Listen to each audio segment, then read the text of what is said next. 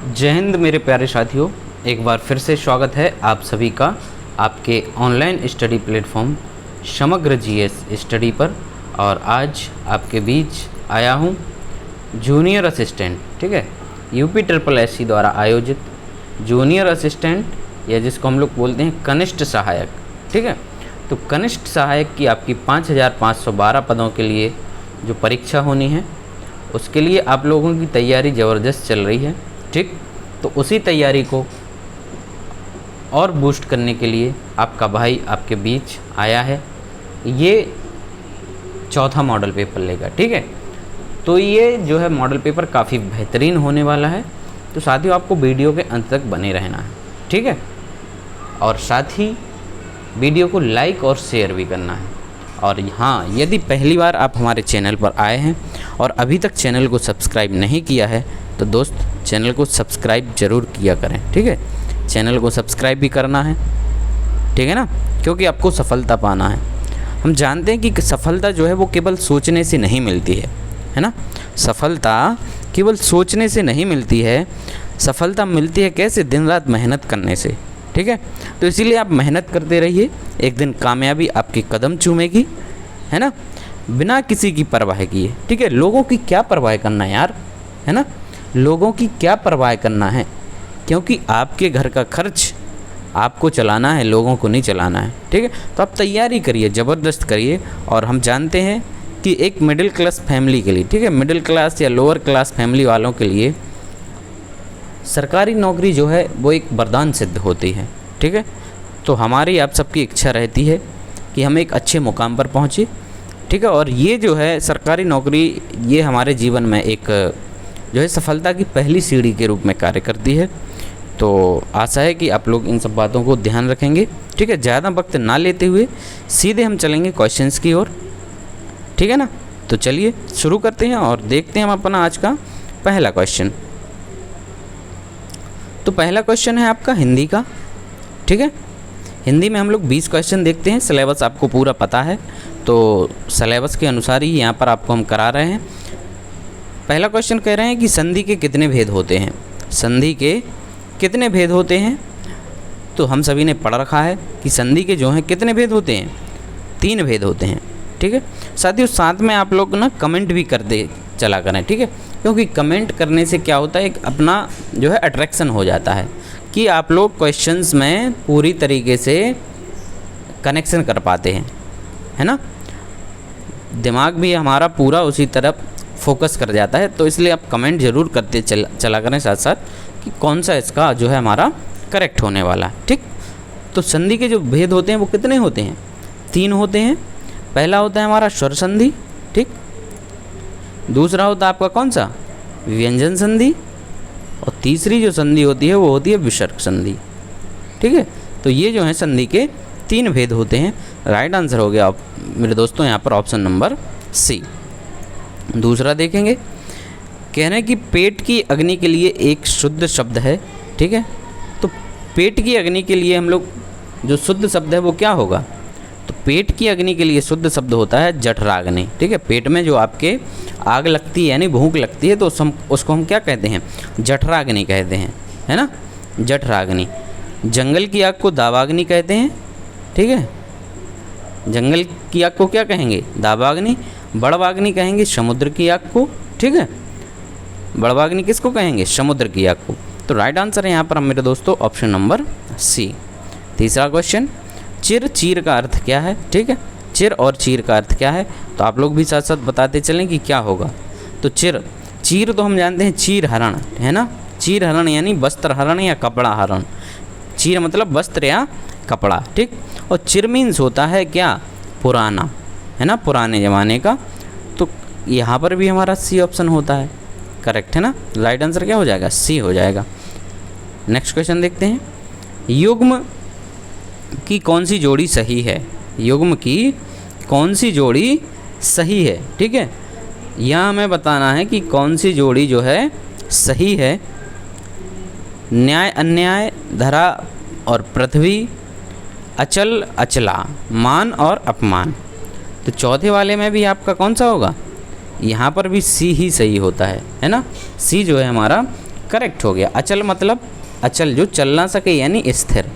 अचल का क्या हो गया, जो चले ना, जो स्थिर हो वो क्या कहलाएगा, अचल। और अचला जो है वो पृथ्वी, ठीक है। अचला किसे कहते हैं, पृथ्वी को कहते हैं, है ना। तो यहाँ पर हमारा करेक्ट आंसर क्या हो जाएगा, ये सही हो जाएगा, ठीक है।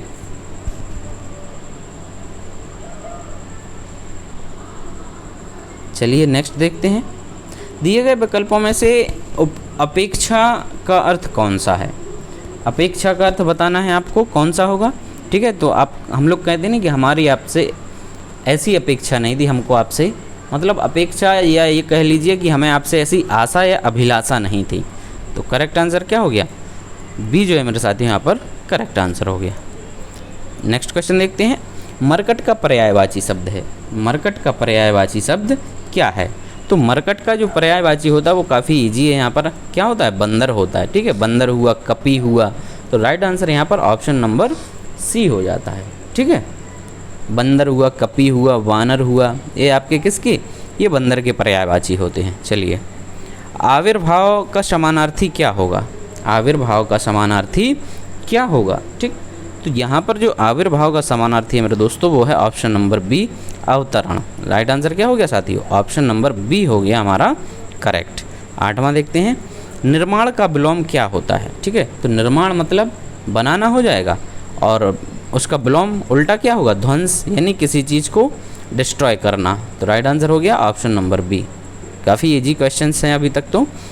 चलिए नेक्स्ट देखते हैं। ई प्रत्यय किस शब्द में नहीं है। ई प्रत्यय जो है कह रहे हैं कि किस शब्द में नहीं है।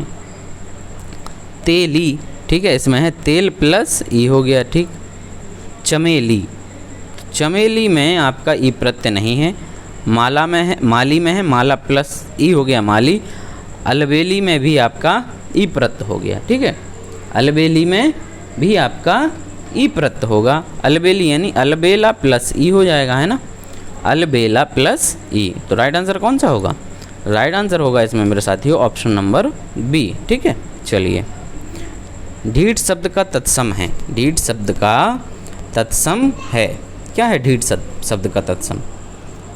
तो ढीठ का तत्सम होगा आपका कैसा होगा, दृष्ट होगा ना। राइट आंसर हो गया ऑप्शन नंबर बी, ठीक है। दृष्ट व्यक्ति या ढीठ व्यक्ति, राइट आंसर हो गया ऑप्शन नंबर डी, ठीक। चलिए 11वां क्वेश्चन। इनमें से कौन सा शब्द योगरूढ़ शब्दों की श्रेणी में आता है। योगरूढ़ शब्दों की श्रेणी में आता है, ठीक है। तो योगरूढ़ शब्दों की श्रेणी में आता है आपका कौन सा आएगा, दशानन। जो बहुव्रीहि समास के आपके जितने भी उदाहरण होते हैं वो सब किस में आते हैं, योगरूढ़ शब्द की श्रेणी में आते हैं। तो राइट आंसर हो गया हमारा ऑप्शन नंबर डी। 12वां देखेंगे। राम सीता से सुंदर है, ठीक है। राम जो है कह रहे हैं सीता से सुंदर हैं। तो यहाँ तुलना की जा रही है, और तुलना से हो रही है ना। और यहाँ पर अलग होने, तुलना जो है दो लोगों को अलग दर्शाने के लिए की जा रही है ना। तो अपादान कारक हो जाएगा यहाँ पर, कौन सा होगा, अपादान कारक। Correct answer option number B. 13वां देखते हैं।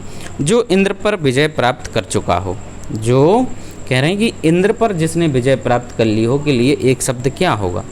तो जिसने इंद्र पर विजय प्राप्त कर ली हो उसको कहते हैं इंद्रजीत, ठीक है। मेघनाथ जो था रावण का पुत्र, है ना, मेघनाथ वो अपने आप को इंद्रजीत कहता था क्योंकि उसने इंद्र को जीत लिया था। साथियों करेक्ट आंसर हो गया आपका ऑप्शन नंबर सी। किस वाक्य में एक वचन का प्रयोग हुआ है। तो चलिए पढ़ते हैं वाक्यों को। लड़के लड़कों को मार रहे हैं। तो ये तो बहुवचन हो गया, गलत हो गया। लड़कों ने लड़कों को मारा, तो यहाँ भी बहुवचन है। लड़के ने लड़के को मारा, सी जो है मेरे साथियों ये यहाँ पर एक वचन में है, ठीक है। राइट आंसर क्या हो गया, ऑप्शन नंबर सी। 15वां देखते हैं। दिए गए विकल्पों में से कौन सा शब्द स्त्रीलिंग नहीं है। दिए गए विकल्पों में से कौन सा शब्द कह रहे हैं कि स्त्रीलिंग नहीं है। तो चलिए देखते हैं कौन सा नहीं है स्त्रीलिंग। चिल्का झील, चिल्का झील, ठीक है। तो झील तो आपकी स्त्रीलिंग है, लेकिन चिल्का जो हो गया वो आपका स्त्रीलिंग नहीं है, ठीक है। चिल्का यहाँ पर आपका स्त्रीलिंग नहीं है। ठीक,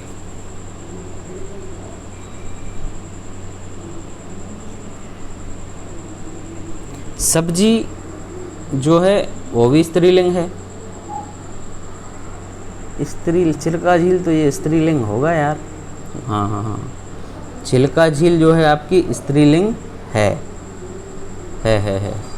चिल्का झील, झील स्त्रीलिंग, सब्जी स्त्रीलिंग और बुंदेली स्त्रीलिंग। अनानास एक फ्रूट है, ये यहाँ पर हमारा जो है 15वां सी होगा साथियों, करेक्ट। ठीक है, अनानास क्या होगा, ये पुल्लिंग हो जाएगा। अच्छा, क्वेश्चन में अपन को ये बताना था कि स्त्रीलिंग नहीं है ना, स्त्रीलिंग नहीं है।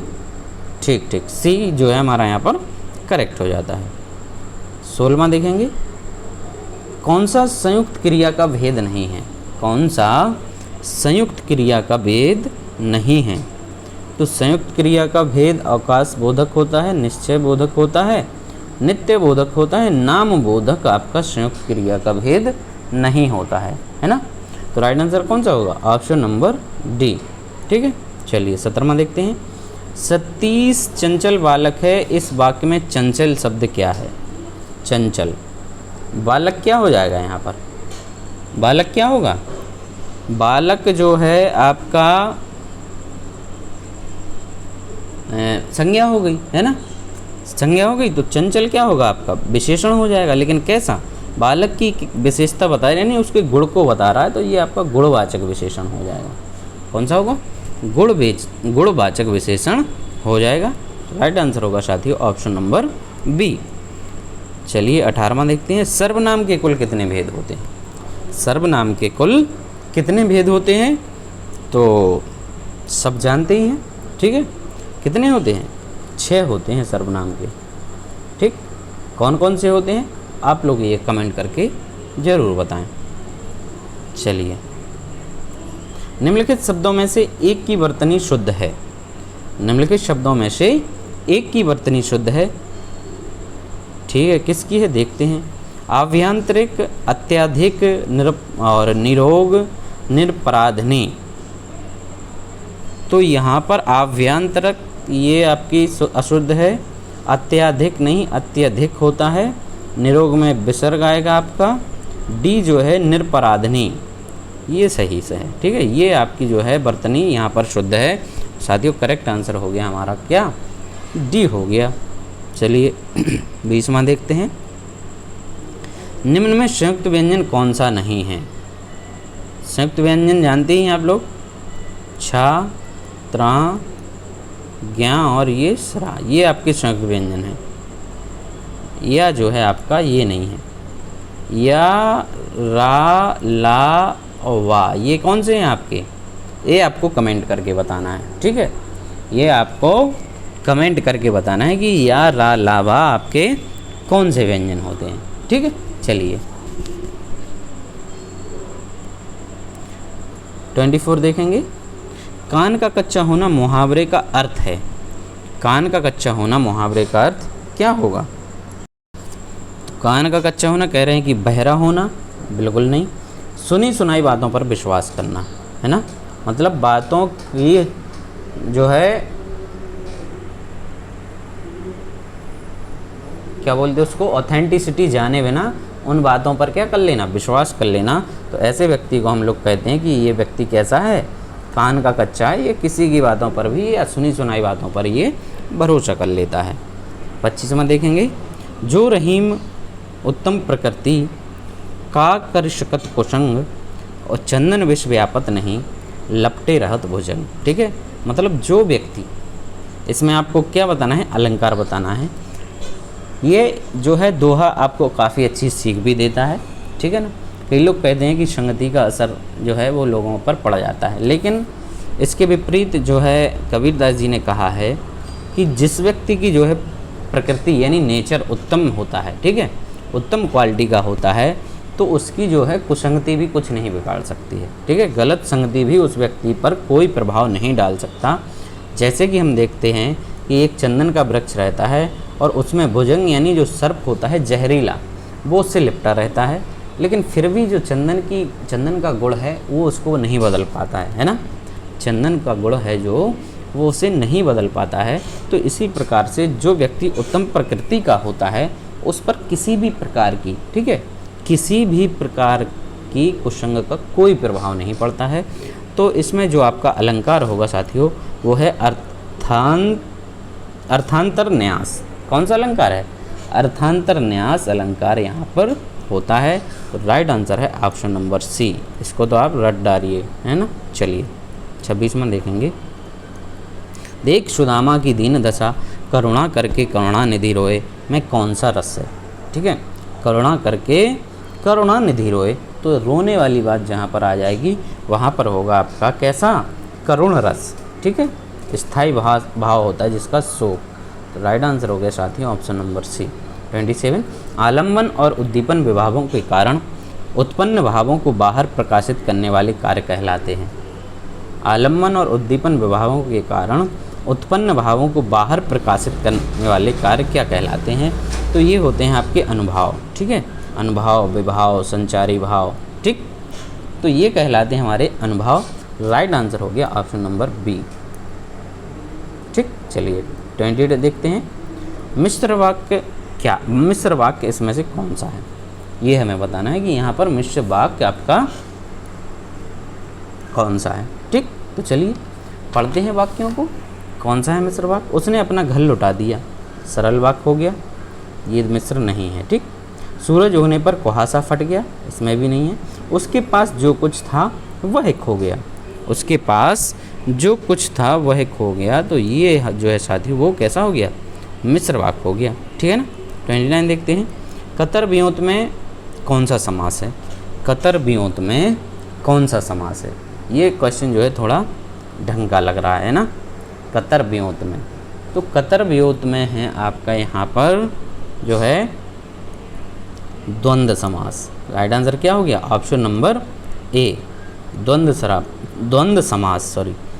समास इसमें आपका करेक्ट हो जाएगा। 30वां क्वेश्चन, वह स्त्री जिसका पति दूसरा विवाह कर ले, इस वाक्यांश के लिए एक शब्द क्या होगा? वह स्त्री जिसका पति दूसरा विवाह कर ले, ठीक है, तो उसके लिए एक शब्द होता है, वो होता है क्या? अध्युड़ा। ऑप्शन नंबर जो है वो क्या होगा? अध्युड़ा होता है। ठीक है, अध्युड़ा, दूसरा विवाह कर ले। ठीक, परित्यक्तता होता है जो उसको छोड़ दे। ठीक है, वो परित्यक्तता कहलाती है। ठीक है, वह स्त्री जिसे पति ने क्या कर दिया हो? छोड़ दिया हो या त्याग दिया हो, है ना। चलिए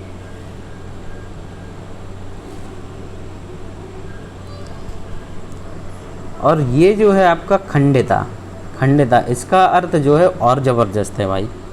खंडिता वो स्त्री कहलाती, ठीक है, जिसका पति जिसका पति रात को किसी अन्य स्त्री के पास रहकर प्रातः उसके पास आता है, तो ऐसी स्त्री को कहा जाता है खंडिता, है ना।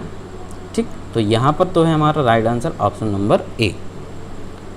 तो ये जो है हमारे 30 क्वेश्चन हिंदी के यहाँ पर कंप्लीट होते हैं। माफ़ी चाहूँगा, स्टार्टिंग में शायद मैंने आपसे 20 क्वेश्चन बोल दिया था, है ना, कि हिंदी के कितने 20 करेंगे, तो सिलेबस में हमारे 30 होते हैं। ठीक, चलिए 20 होंगे हमारे इसके जी के जीएस के, है ना।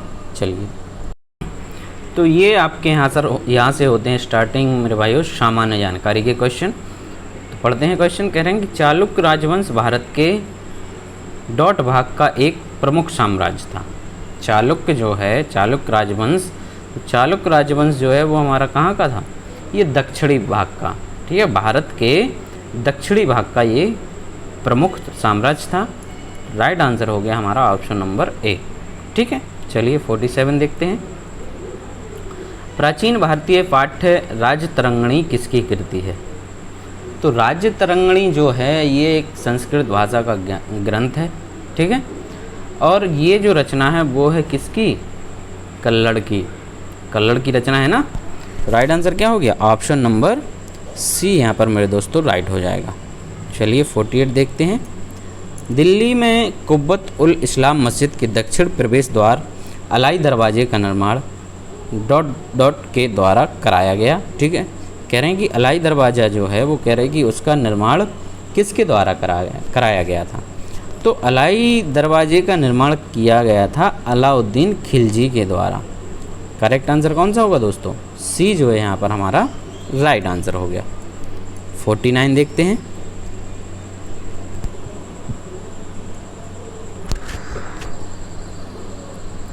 उस समय ब्रिटिश भारत का तत्कालीन गवर्नर जनरल कौन था जब सती प्रथा अवैध और दंडनीय घोषित की गई थी? ठीक है, तो सती प्रथा को अवैध और दंडनीय घोषित किया गया था। कह रहे हैं कि उस समय जो है गवर्नर जनरल कौन था? तो उस समय जो है भारत का गवर्नर जनरल था लॉर्ड विलियम वेंटिक। ठीक है, लॉर्ड विलियम वेंटिक। तो राइट आंसर क्या हो गया? Option number C. ठीक है, चलिए 50वां देखेंगे। Aitchison commission 1886 co dot dot में सुधारों की सिफारिश करने के लिए नियुक्त किया गया था। एचिसन कमीशन 1886 मतलब किस चीज़ की सुधारों में सिफारिश करने के लिए नियुक्त किया गया था? तो इसको किया गया था भारतीय नागरिक जो सेवाएं थीं उनमें सुधारों के लिए एचिसन कमीशन को नियुक्त किया गया था। राइट आंसर हो गया ऑप्शन नंबर बी। 51 देखते हैं। किस भारतीय राज्य की सीमा उत्तर में भूटान और अरुणाचल प्रदेश, पूरब में आपकी नागालैंड और मिजोरम, दक्षिण में मेघालय, त्रिपुरा, मिजोरम और बांग्लादेश तथा पश्चिम में पश्चिम बंगाल के साथ लगती है। पश्चिम में लगेगी पश्चिम बंगाल के साथ। ठीक है, तो कह रहे हैं कि उस राज्य का नाम बताइए आप, कौन सा राज्य है वो। तो ये जो राज्य होगा आपका उत्तर में किसकी लग रही? भूटान। तो उत्तर में भूटान से लगेगी आपकी किसकी? असम की लगेगी, है ना, असम की लगेगी। तो राइट आंसर हो गया आपका ऑप्शन नंबर सी, असम। क्या हो गया? सी जो है मेरे साथी वो करेक्ट हो गया। चलिए 52। केन नदी मध्य भारत के बुंदेलखंड क्षेत्र की प्रमुख नदियों में से एक है।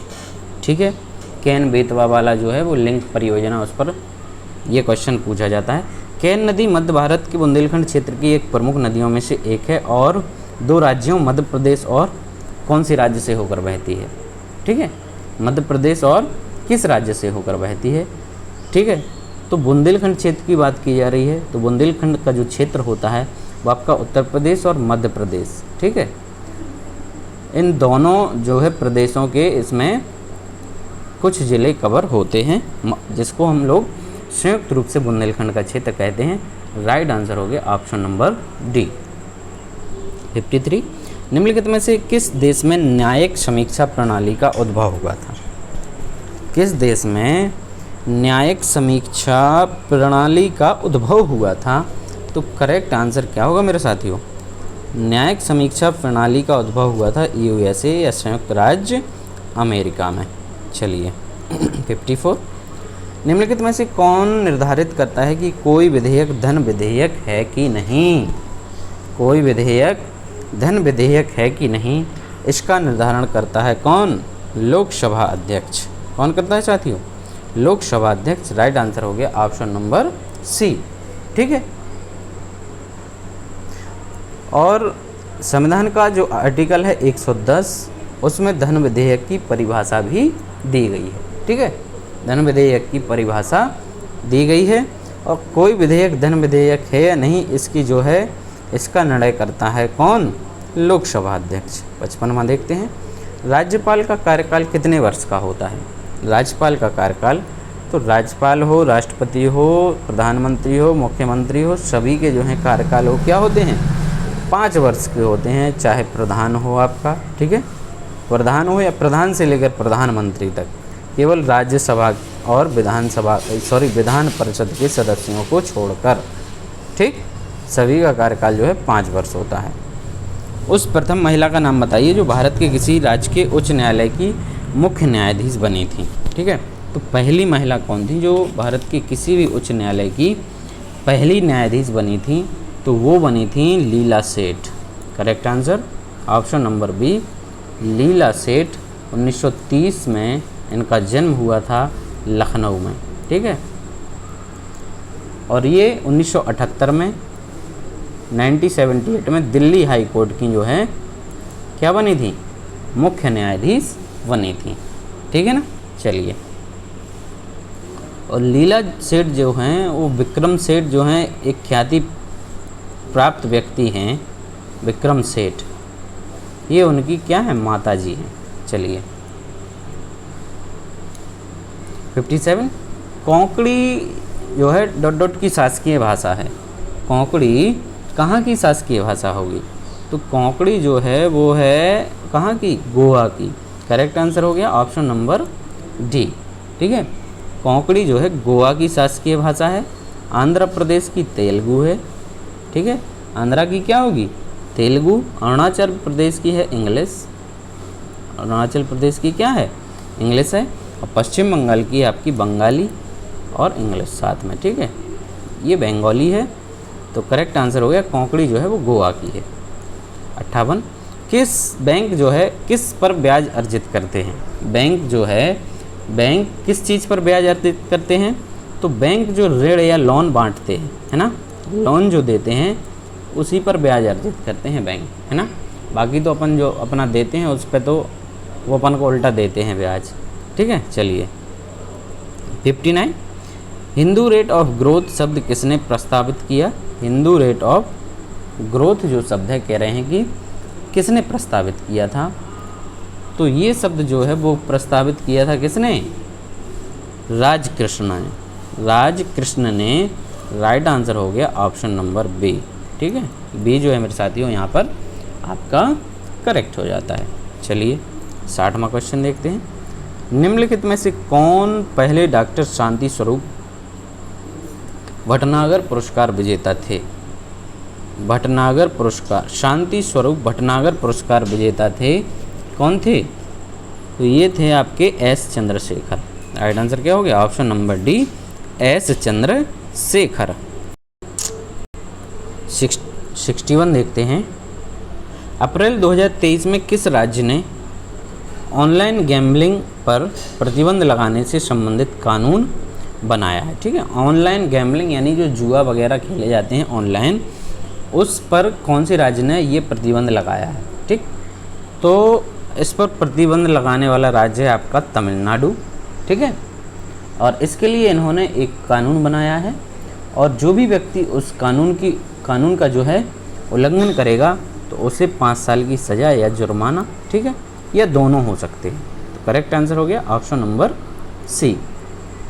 62, किस राज्य ने अंबेडकर जयंती को समता दिवस के रूप में मनाया। अंबेडकर जयंती 14 अप्रैल, ठीक, 14 अप्रैल को इनका जन्म दिवस होता है, वी आर अम्बेडकर जी का। तो कह रहे हैं कि समता दिवस के रूप में मनाया है। कौन सी सरकार ने ठीक है, किस राज्य ने, ठीक है, किस राज्य ने बोल रहे हैं, तो समता दिवस के रूप में मनाया आपका तमिलनाडु में। यहाँ पर भी आपका तमिलनाडु है, और राइट आंसर हो गया ऑप्शन नंबर बी। 63 देखते हैं। अप्रैल 2023 में चर्चा में रहा R21 क्या है। अप्रैल 2023 में ये जो है R21 काफ़ी चर्चा में रहा, ये आखिर है क्या वाला। ठीक, तो R21 जो है वो एक वैक्सीन है। क्या है, R21 जो है ये एक वैक्सीन है। ठीक है, और ये जो वैक्सीन है ये किसके लिए है, मलेरिया रोगों के उपचार के लिए, मलेरिया रोगों के उपचार के लिए। तो करेक्ट आंसर हो गया ऑप्शन नंबर सी। 64 देखेंगे। परशुराम कुंड महोत्सव का आयोजन किस राज्य में किया गया है।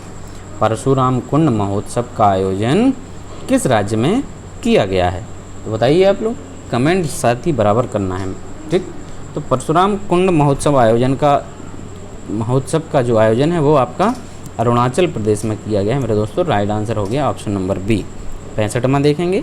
अप्रैल 2023 में शांग महोत्सव का आयोजन किस राज्य में किया गया। शांग महोत्सव, शांग महोत्सव का जो आयोजन होता है वो होता है आपका हरियाणा में। ठीक, करेक्ट आंसर क्या हो गया ऑप्शन नंबर सी, हरियाणा में। ठीक है ना। चलिए, तो अब यहाँ से आपका होता है कंप्यूटर का पोर्शन शुरू। 15 क्वेश्चन, काफ़ी महत्वपूर्ण क्वेश्चन। कोशिश हमारी ये रहनी है कि कंप्यूटर में आपको 15 में से लगभग 12, ठीक है, 10 से 12 जो है नंबर लाने ही लाने हैं। ये इतने करेक्ट होना चाहिए। ये टारगेट आप लोग एक सेट कर लीजिए, ताकि आपका जो स्कोर है 70 प्लस चला जाए तो सिलेक्शन आपका कोई नहीं रोकता, चाहे किसी भी कैटेगरी से बिलोंग करते हो, है ना।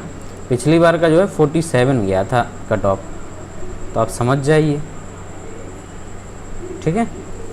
चलिए ठीक है, पिछली बार तो आपके पद भी कम थे, 1262 थे, इस बार तो काफ़ी ज़्यादा पद हैं दोस्त का।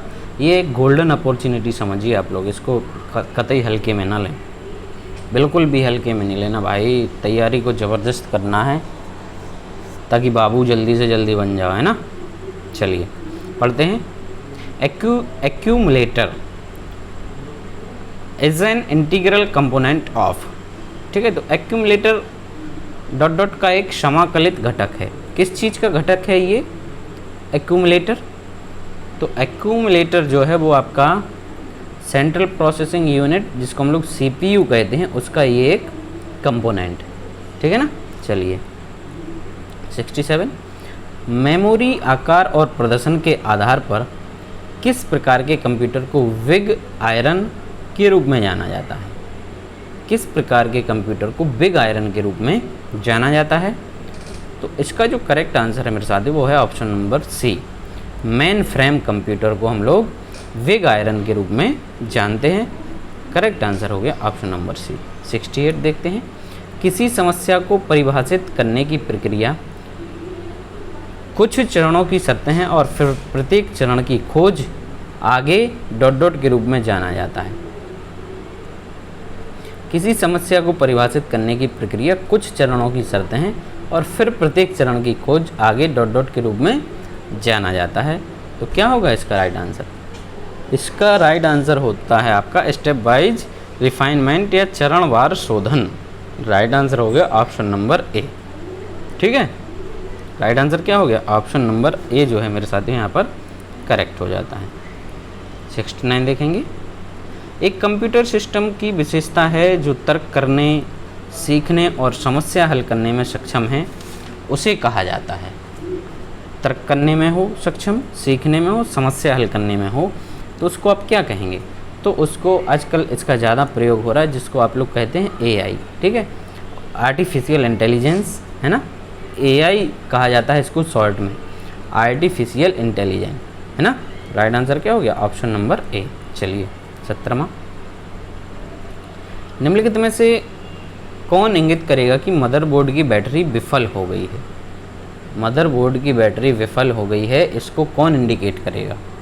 तो मदरबोर्ड की बैटरी विफल हो गई है, इसका जो है इंडिकेट करेगा कौन? वो करेगा आपका हार्डवेयर सेटिंग वर्तमान दिनांक और समय सहित डिफ़ॉल्ट मानों पर वापस लौटें, है ना। राइट आंसर हो गया ऑप्शन नंबर डी, ठीक। चलिए 71 देखते हैं। उस नई तकनीक को क्या कहते हैं जो एक कृत्रिम दुनिया के सृजन की क्षमता प्रदान करती है और उसमें लोग परस्पर अंतःक्रिया भी करने लगते हैं? उस नई टेक्नोलॉजी को क्या कहते हैं जो कृत्रिम दुनिया के सृजन की क्षमता प्रदान करती है, ठीक। तो ऐसी जो है वो आपकी कहलाती है क्या?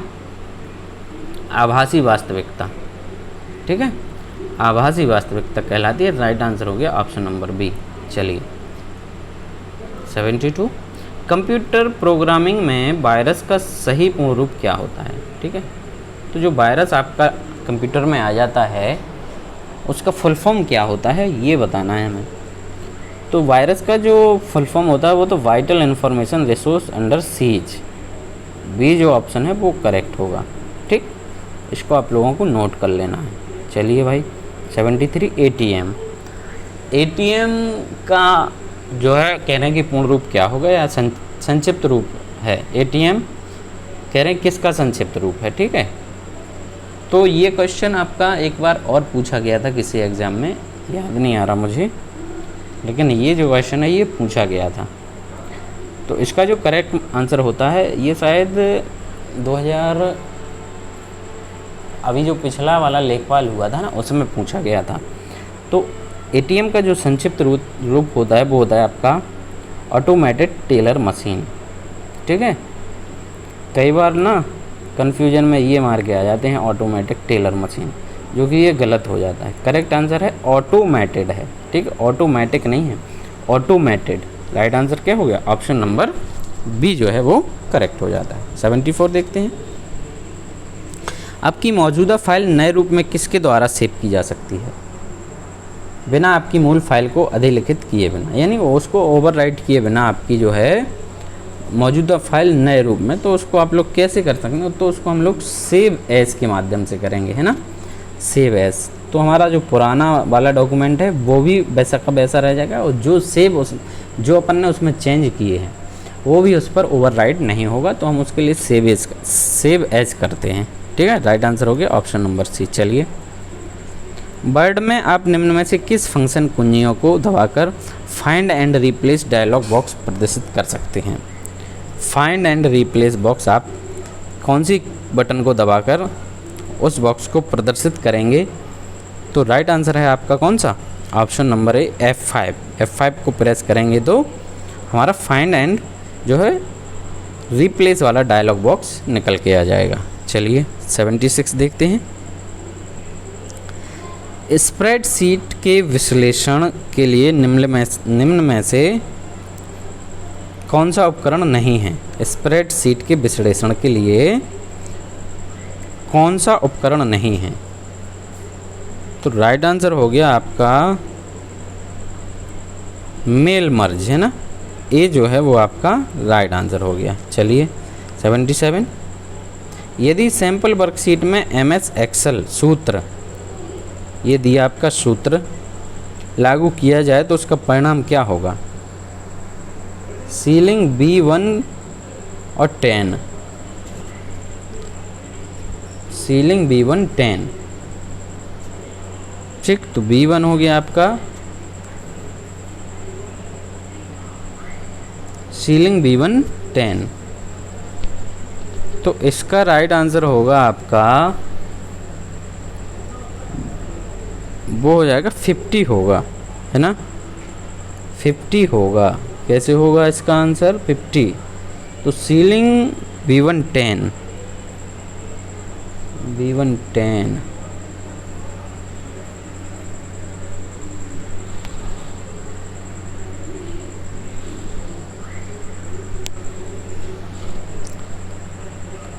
चलिए आगे बढ़ते हैं।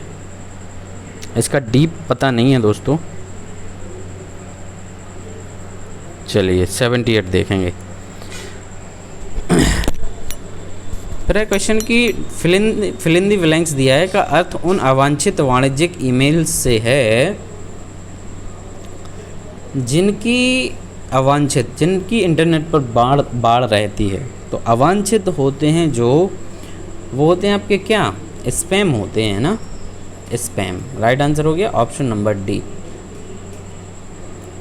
चलिए अब है 79 क्वेश्चन। निम्नलिखित में से उस विकल्प का चयन करें जो शेष तीनों से असंगत है आपका। विंडोज़, यूनिक्स और डॉस। मैकेफी तो ये आपका एक एंटीवायरस होता है ना, तो ये अलग हो गया आपका, ये आपके ऑपरेटिंग सिस्टम हो गए, ठीक है। चलिए CMOS का पूरा नाम क्या होता है? ये 80वां क्वेश्चन है। CMOS का पूरा नाम क्या होगा? What does CMOS stand for? तो CMOS का फुल फॉर्म होता है आपका complementary metal oxide semiconductor. D जो है यहाँ पर करेक्ट आंसर हो गया, कॉम्प्लीमेंट्री मेटल ऑक्साइड सेमीकंडक्टर, ठीक। तो ये आपका जो है कंप्यूटर यहाँ पर समाप्त होता है। अब हम लोग चलेंगे यूपी स्पेशल की तरफ, ठीक है। यूपी स्पेशल 20 क्वेश्चन फटाफट करेंगे, ज़्यादा टाइम नहीं लेंगे। पढ़ते हैं यूपी स्पेशल का। डॉक्टर भीमराव अंबेडकर संग्रहालय एवं पुस्तकालय स्थित है।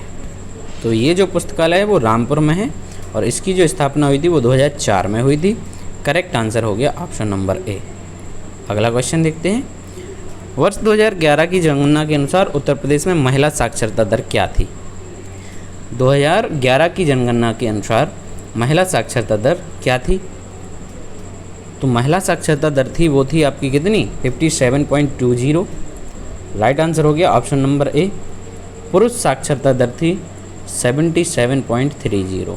ठीक है, 77.30।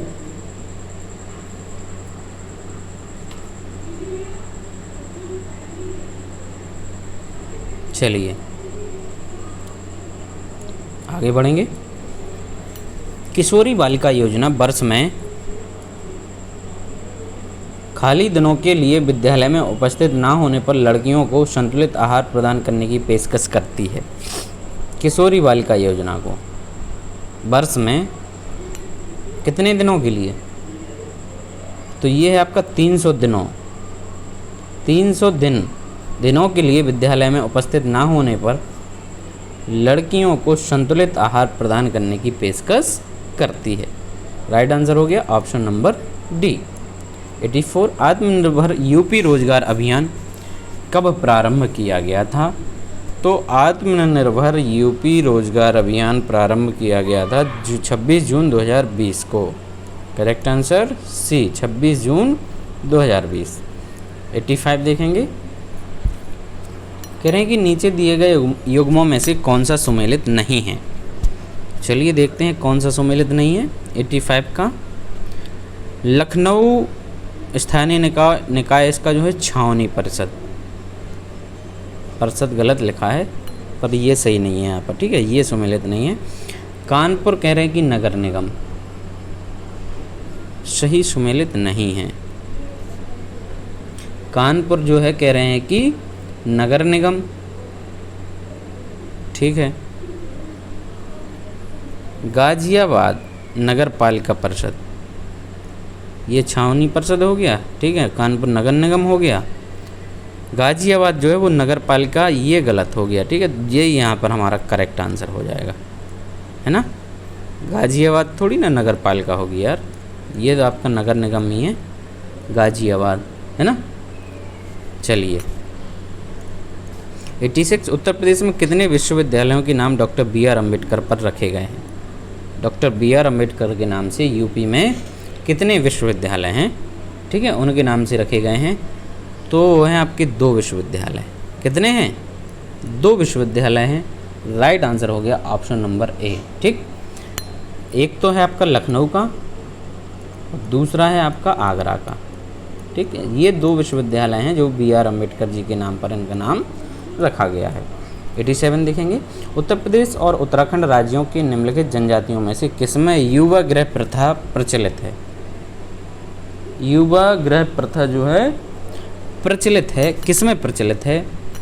तो ये है आपकी भोटिया जो जनजाति है ना, भोटिया जनजाति।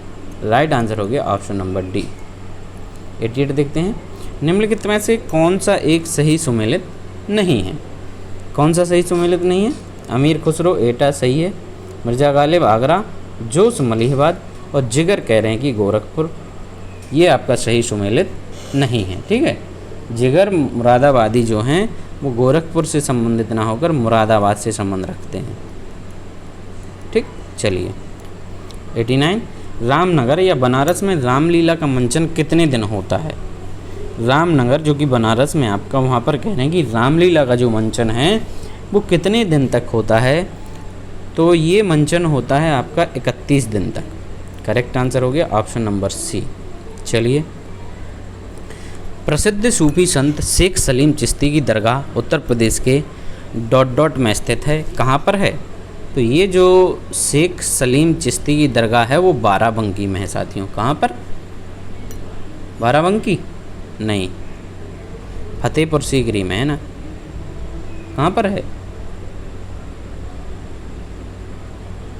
फतेहपुर सीकरी में। हाँ, ये आपकी आगरा के समीप जो है फतेहपुर सीकरी। तो राइट आंसर हो गया वो ऑप्शन नंबर सी हो गया। ठीक, और यहाँ पर आपका जो है फतेहपुर सीकरी में एक चीज़ और है, वो है बुलंद दरवाज़ा, है ना, बुलंद दरवाज़ा है। चलिए 91 वर्तमान में उत्तर प्रदेश में भारत के प्राचीनतम 16 महाजनपदों में से कुल कितने महाजनपद स्थित थे? तो जो 16 महाजनपद थे उनमें से उत्तर प्रदेश में आपके 8 स्थित। ठीक है, कितने थे? 8 थे। Right answer option number C. चलिए 92 यमुना एक्सप्रेस वे। तो यमुना एक्सप्रेस जो है, यमुना एक्सप्रेस वे है, वो कह रहा है कि कहाँ से कहाँ तक है। तो ये आपका ग्रेटर नोएडा से लेकर आपका आगरा तक है, ठीक है, ग्रेटर नोएडा से लेकर आगरा तक। Right answer option number B. 93 Uttar Pradesh में पाए जाने वाले प्रमुख खनिज हैं। उत्तर प्रदेश में पाए जाने वाले प्रमुख खनिज हैं कौन से आपके? तो हैं लाइमस्टोन और डोलोमाइट। कौन कौन से हैं? लाइमस्टोन और डोलोमाइट। राइट आंसर हो गया ऑप्शन नंबर बी। 94 देखेंगे, इसको आपको मैच कराना है। चलिए 94 को मैच कराते हैं। चुर्क जो है वो आपका सीमेंट उत्पादन के लिए है, ठीक है। अलीगढ़ हो गया ताला, फिरोजाबाद हो गया चूड़ियाँ, और मेरठ खेल का सामान। तो करेक्ट कौन? A3 आपका सी और डी में है, और इसके अलावा फिरोजाबाद जो है 4, A3 और 4, सी यहाँ पर आपका करेक्ट हो गया 94 का, ठीक है। चलिए दोस्तों आगे बढ़ते हैं। उत्तर प्रदेश में कृत्रिम रबड़ का कारखाना अवस्थित है, कहाँ पर स्थित है? कृत्रिम रबड़ का कारखाना आपका कहाँ स्थित है? तो ये स्थित है आपका बरेली में। राइट आंसर क्या हो गया? Option number D, Bareilly. 96 देखते हैं, कौन सा युग्म सही सुमेलित नहीं है? कौन सा युग्म सही सुमेलित नहीं है? वाराणसी को संस्कृति एवं धर्म, ठीक है, इसकी विशेषता हो गई। लखनऊ की है, प्रदेश की राजधानी है, और झांसी कह रहे हैं कि औद्योगिक केंद्र है। कहाँ से है भाई औद्योगिक केंद्र? झांसी वासी में कोई औद्योगिक केंद्र नहीं है, ठीक। करेक्ट आंसर हो गया यहाँ पर, ये सही सुमेलित नहीं है। बाकी मुरादाबाद जो है आपका पीतल उद्योग। राइट आंसर क्या हो गया? ऑप्शन नंबर सी, ठीक। झांसी को आप एक पर्यटन स्थल के रूप में मान सकते हैं, जहाँ पर वीरांगना रानी लक्ष्मीबाई जो हैं अपना शासन करती थी। 97 उत्तर प्रदेश में पर्यटन विकास निगम की स्थापना हुई थी। पर्यटन विकास निगम की स्थापना हुई थी यूपी में 1972 में। राइट आंसर होगा साथियों ऑप्शन नंबर ए। 98 देखेंगे, निम्नलिखित में से कौन नहर उत्तर प्रदेश में अधिकतम क्षेत्रफल की सिंचाई करती है? तो अधिकतम क्षेत्रफल की जो सिंचाई की जाती है वो की जाती है आपकी शारदा नहर के द्वारा, ठीक है। राइट आंसर हो गया ऑप्शन नंबर सी, शारदा नहर। 99 देखते हैं, निम्नांकित में से किस फसल का उत्तर प्रदेश या भारत में सर्व प्रमुख उत्पादक है? तो उत्तर प्रदेश जो है सबसे अधिक उत्पादन करता है किसका? प्रथम स्थान पर है यहाँ पर गेहूँ। राइट आंसर हो गया ऑप्शन नंबर डी, गेहूँ भी करता है, आलू में भी प्रथम है, गन्ना में भी प्रथम है, ठीक है। चलिए 100वां क्वेश्चन देखते हैं, निम्नलिखित में से उत्तर प्रदेश में किस फसल चक्र का क्षेत्रफल सबसे अधिक है? यूपी में सबसे अधिक क्या होगा आपका? कौन सा फसल चक्र है? तो गेहूं तो एक है ही, इसके अलावा धान भी यूपी में काफ़ी उगाई जाती है। राइट आंसर हो गया ऑप्शन नंबर ए, ठीक। तो इसी के साथ जो है हमारे यहाँ पर 100 क्वेश्चन पूरे होते हैं। कल फिर मिलेंगे एक और नए वीडियो के साथ। तब तक आप सब लोग अपना ध्यान रखें और तैयारी को यूँ ही ज़बरदस्त तरीके से करते रहें, ठीक है। Thank you.